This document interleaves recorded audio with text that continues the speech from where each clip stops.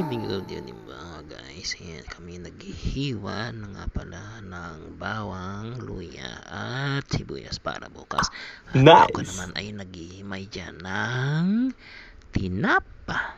At kasi bukas, araw ng linggo ay gumawa ng palabok.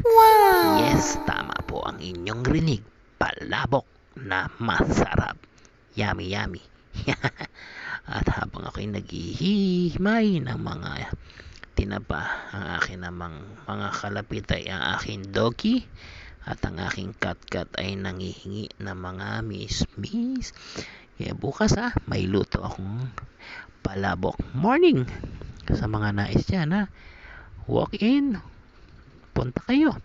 Kayang-kaya niyan. Malalakas pa tayo para maglahad at makabili at matikman ang palabok ni Susanang Densyo para masarap-sarap ang lasa niya.